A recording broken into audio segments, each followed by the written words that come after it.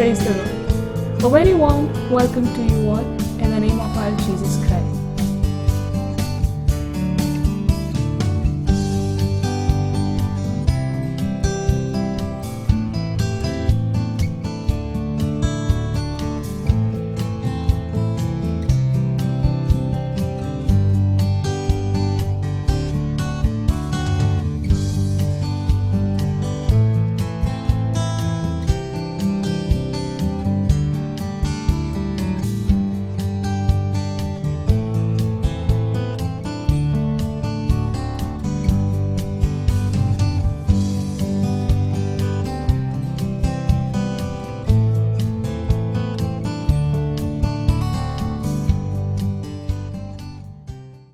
प्यारे भाइयों और बहनों, जय मसीह की। आराधना महिला ग्रुप की ओर से आप सबका बाइबल मंथन इस कार्यक्रम में तहे दिल से स्वागत। आप सब जानते हैं कि हमारे प्यारे पिता परमेश्वर ने अपने बच्चों को, मानव जाति को एक प्रेम पत्र दिया है जिसका नाम है बाइबल, जो बड़ी ही शानदार, बड़ी ही जानदार है। तो चलिए सुनते हैं आज का सुसमाचार सिस्टर सुनंदा से। सिस्टर सुनंदा, आपका बहुत बहुत स्वागत। Praise the Lord. आराधना महिला ग्रुपतर्फे बायबल मंथन या कार्यक्रमामध्ये मी सौ सुनंदा दीपक पगारे आपलं स्वागत करते। देवपित्यापासून व प्रभू येशू आपला तारणारा ह्याच्यापासून आपणास कृपा व शांती असो। आपण प्रार्थना करूया। हे आमच्या थोर आणि सर्वशक्तिमान परमपवित्र परमेश्वर देवपा, आज या समयी तुझ्या पवित्र चरणाजवळ आलेले असताना तुझं सहाय्य मागतो प्रभू परमेश्वर। प्रभू, तू आज या ठिकाणी आमच्यामध्ये हजर आहेस असा आमचा विश्वास आहे, आमची खात्री आहे। त्याबद्दल तुझ्या नावाने मी धन्यवाद देते, तुझे आभार मानते प्रभू परमेश्वर। आज ज्या वचनावर आम्ही मनन करणार आहोत ते समजण्यासाठी तू आमच्या आत्मिक नेत्र उघड, आमचं तू सहाय्य कर। आणि प्रभू, हे सर्व बायबल मंथनचे जे सर्व जनप्रेक्षक आज बघत आहेत त्या सर्वांना तू या वचनांद्वारे आशीर्वादित कर। ही प्रार्थना धन्य तारणार प्रभू येशू ख्रिस्त आमचे तारण हिच्या स्वप्रिय नावात केली म्हणून तू ऐक, आमेन। आपण पवित्र शास्त्र उघडूया। आजचं शास्त्र वचन वाचूया। मत्तयकृत शुभवर्तमान अध्याय 25 वचन 1 ते 13 वाचूया। 10 कुमारींचा दृष्टांत। तेव्हा स्वर्गाचे राज्य 10 कुमारींसारखे होईल। ते आपले दिवे घेऊन वराला सामोरे जाण्यास निघाल्या। त्यात 5 मूर्ख होत्या व 5 शहाण्या होत्या। कारण मूर्ख कुमारींनी आपले दिवे घेतले पण आपणाबरोबर तेल घेतले नाही। शहाण्यांनी आपले दिवे घेतले व भांड्यात तेलही घेतले। मग वराला विलंब लागला व सर्वच डुलके आल्या व झोप लागली। तेव्हा मध्यरात्री अशी हाक आली की पहा, वर आला आहे, त्याला सामोऱ्या चला। मग त्या सर्व कुमारी उठून आपापले दिवे नीट करू लागले। तेव्हा मूर्खांनी शहाण्यास म्हटले, तुम्ही आम्हास तुमच्या तेलातून काही द्या, कारण आमचे दिवे जाऊ लागले आहेत। पण शहाण्यांनी उत्तर दिले, कदाचित आम्हाला व तुम्हाला पुरणार नाही। तुम्ही विकणाऱ्यांकडे जाऊन स्वतः करता विकत घ्यावे हे बरे। त्या विकत घ्याव्यास गेल्या असता वर आला। तेव्हा ज्यांची तयारी झाली होती त्या त्याच्याबरोबर आत लग्नास गेल्या आणि दार बंद झाले। नंतर त्या दुसऱ्याही कुमारी येऊन म्हणाल्या, प्रभूजी, आम्हासाठी दार उघडा। त्याने उत्तर दिले, मी तुम्हास खचित सांगतो, मी तुम्हास ओळखीत नाही। म्हणून तुम्ही जागृत राहा, कारण तो दिवस किंवा ती घटका तुम्हास ठाऊक नाही। प्रभू परमेश्वर वाचलेली वचनं आपल्या सर्वांसाठी आशीर्वादित करो, आमेन। प्रियांनो, कुठलाही इव्हेंट किंवा प्रसंग असो, मग आपण त्यासाठी तयारी किंवा योजना ही आवश्यकच असते। त्याला इव्हेंट मॅनेजमेंट असं म्हणतात। आनंदाचे प्रसंग म्हणजे birthday, marriage party, marriage anniversary किंवा गेट टुगेदर असे अनेक प्रसंग होत असतात। हे प्रसंग तर जगिक आहेत, पण प्रभू येशूला पण काही स्वर्गीय प्रसंगांची खंत होती। एक तर प्रभू येशूला स्वर्गीय प्रसंगांची खंत होती. उदाहरणार्थ शेवटचा न्याय किंवा प्रभू येशूचं दुसरं येणं, या दोन्ही प्रसंगी सर्वांना प्रेमाचं आमंत्रण आहे. पण 10 कुमारी यांच्या दाखल्याद्वारे प्रभू येशू जेव्हा परत येईल तेव्हा काय होईल हे आपणास सूचित करत आहे, सावधानतेचा इशारा देत आहे. मुख्यतः 10 कुमारिकांचा दाखला सांगून प्रभू येशू जेव्हा दुसऱ्यांदा येईल तेव्हा त्याच्या भेटीसाठी तयार असलं पाहिजे याची आठवण करून देत आहे, वॉर्निंग देत आहे. आपल्या जीवनरूपी शरीररूपी देहामध्ये दिव्यामध्ये जास्तीचे किंवा आत्मिक किंवा आध्यात्मिक तेल हे असले पाहिजे याची आठवण करून देत आहे, ताकीद देत आहे. प्रभू येशू समोर दोन प्रकारचे प्रसंग आहेत. प्रथम येणारा प्रसंग म्हणजे प्रभू येशूचे वधस्तंभावरचे मरण, आणि दुसरा नंतरचा प्रसंग म्हणजे शेवटचा न्यायाचा दिवस किंवा येशूचे दुसरे येणे. चारही शुभवर्तमान वाचल्यानंतर आपल्या लक्षात येईल की प्रभू येशू अशी चेतावणी 2 प्रकारच्या गटांना सतत देत असतो. पहिल्या प्रकारचा गट म्हणजे शास्त्रीय पुरुषी. शास्त्रीय पुरुषांना अनेकदा भोंग्यांनो म्हणून संबोधत आहे. आपण पाहतो की ते सतत येशूला विरोध करायचे. दुसऱ्या प्रकारचा गट म्हणजे त्याचे स्वतःचे शिष्य. प्रभू येशू गेत्सेमने बागेत आपण पाहतो की जेव्हा ते प्रार्थना करीत आहेत परंतु शिष्य झोपी गेले आहेत आणि येशूला अटक झाली तेव्हा सर्व शिष्य त्याला सोडून पळून गेले. आता प्रश्न असा आहे की जागृत का असलं पाहिजे, कारण अगदी परिचित आहे आपल्याला कोरोनासारखा आजारपण, वाईट दुर्घटना किंवा आर्थिक विवंचना हे सांगून येत नसतात. म्हणूनच अशा प्रसंगाला सामोरं जाण्यासाठी तयारी असावी लागते. तयार असणं किंवा तयार नसणं यातला फरक काय आहे? पहा, आपला देश युद्धासाठी तयार असेल पण कोविड-19 या महामारीच्या अटॅकसाठी तयार नव्हता. भारत देशाचे नेतेगण व सर्व भारतीय लोक संयमाने व हुशारीने या प्रसंगाचा त्यांनी सामना केला. अशा वेळेस तयारी या शब्दाचं महत्त्व प्रकर्षाने जाणलं. जगाने लस म्हणजे व्हॅक्सिनचा शोध लावण्याआधी प्रभू परमेश्वराने स्तोत्र 91 हे व्हॅक्सिन आपल्या लेकरांना या कठीण समयासाठी आधीच दिलेलं आहे. तेच क्लेम करीत आपण त्याच्या पंखाखाली सुरक्षित आहोत. लोककृत शुभवर्तमान अध्याय 12 35 ते 40 मध्ये आपण वाचूया. जागृतीची आवश्यकता व इमानी कारभाराचा दृष्टांत. तुमच्या कमरा बांधलेल्या व दिवे लावलेले असू द्या. धनी लग्नाहून येऊन दार ठोकील तेव्हा आपण त्याच्यासाठी तात्काळ उघडावे, म्हणून तो परत येण्याची वाट पाहत असलेल्या माणसांसारखे तुम्ही व्हा. धनी आल्यावर जे दास जागृत असलेले त्याला आढळतील ते धन्य.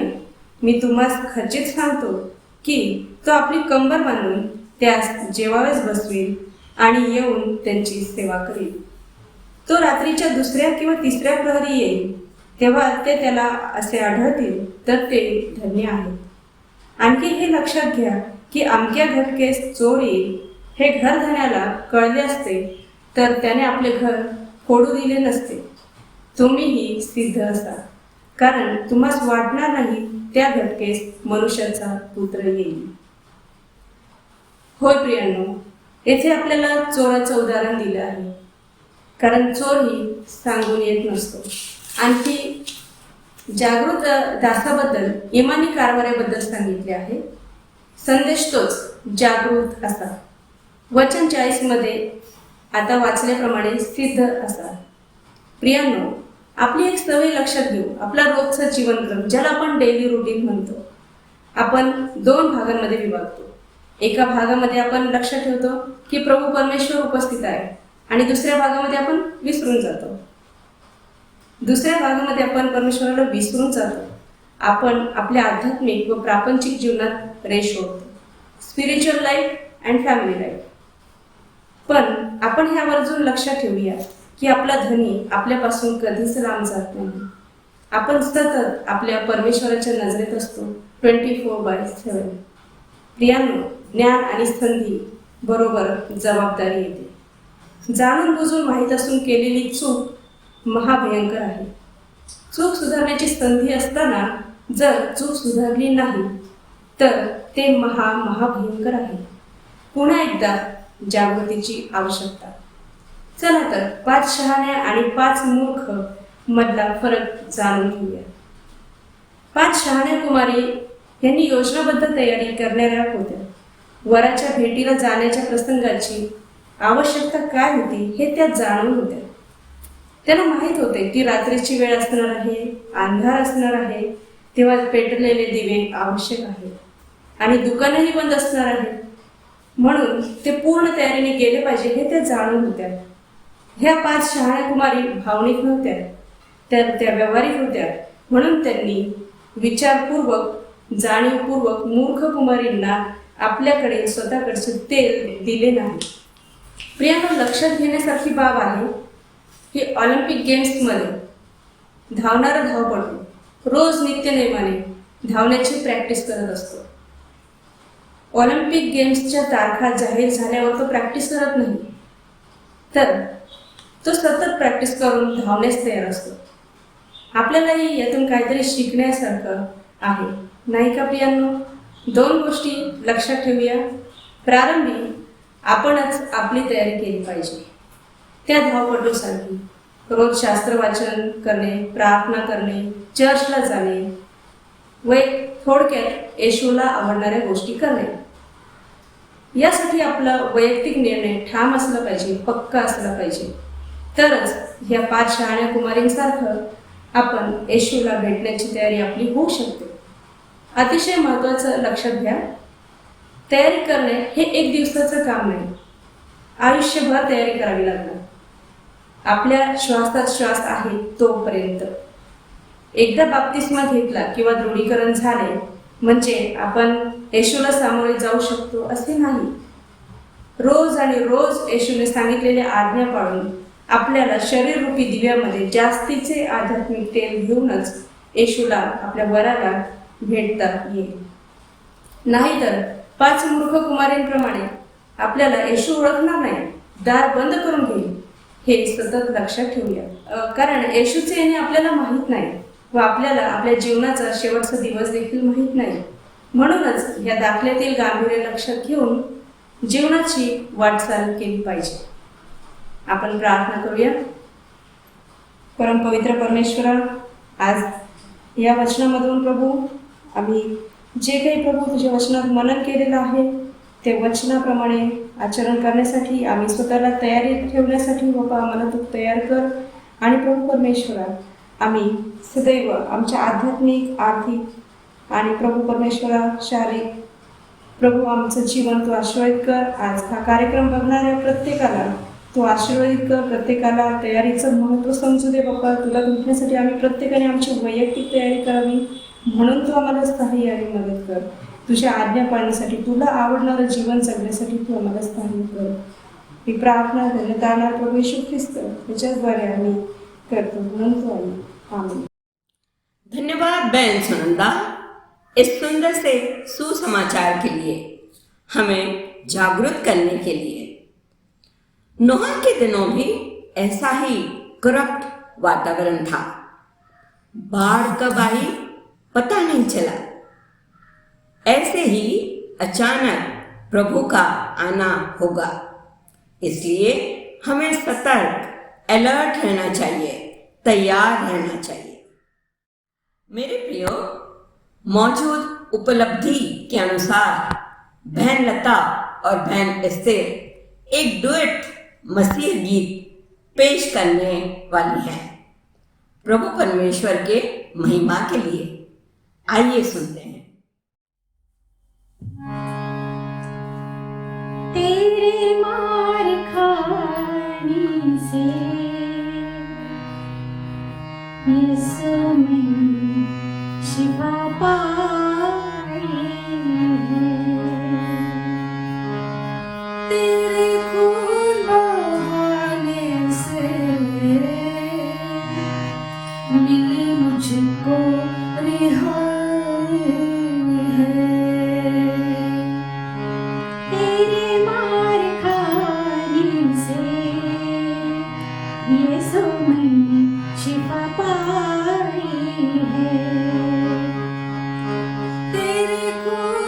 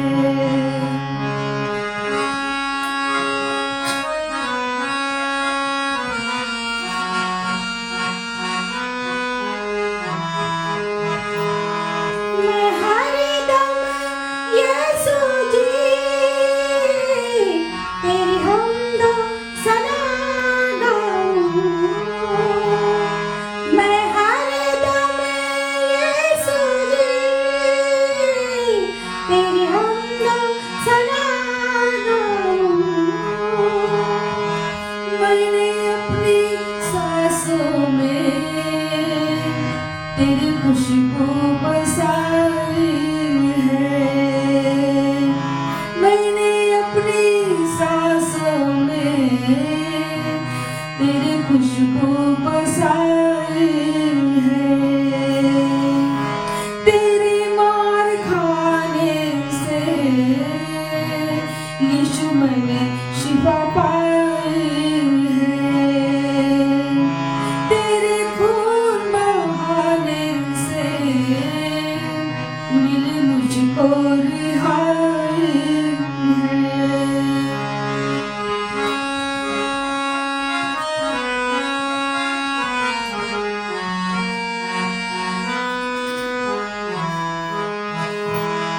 ये जिंदगी यीशु जी अब तेरी अमानत है। मेरी जिंदगी यीशु जी अब तेरी अमानत है। मैंने तेरी बातों से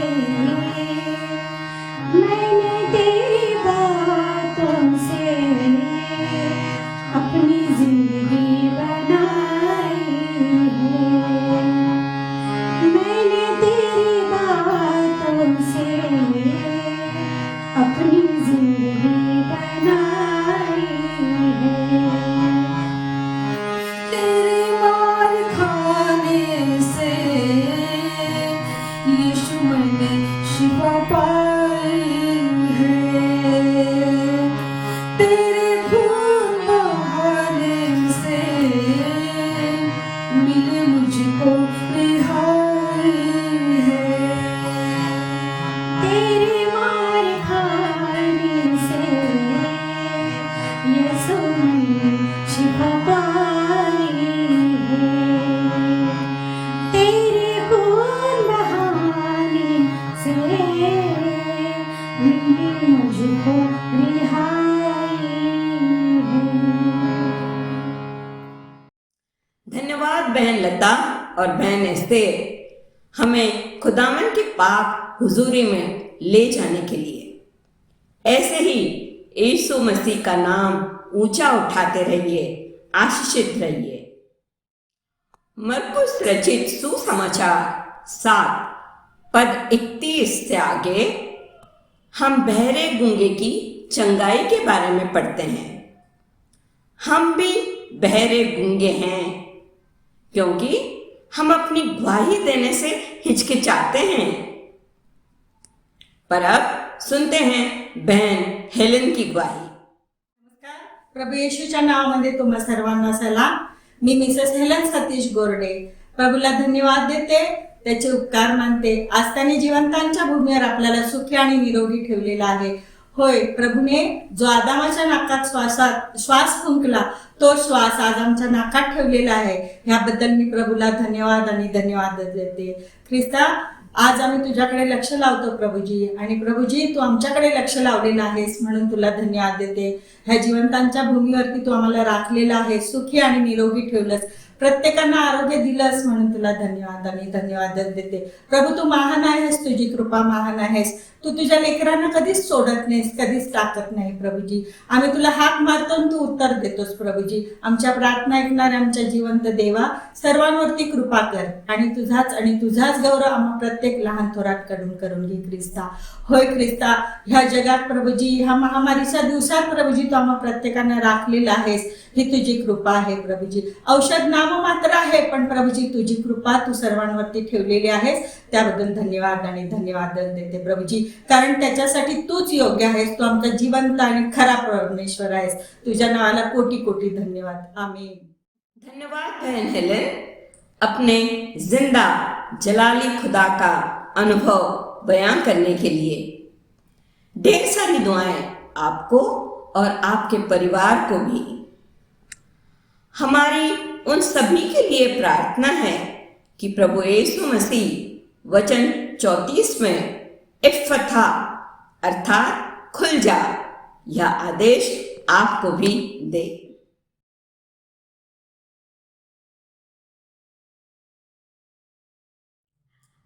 प्यारे भाइयों और बहनों, मरकुस रचित सुसमाचार 8 वचन 14 से 21 तक पढ़ने की कृपा करें।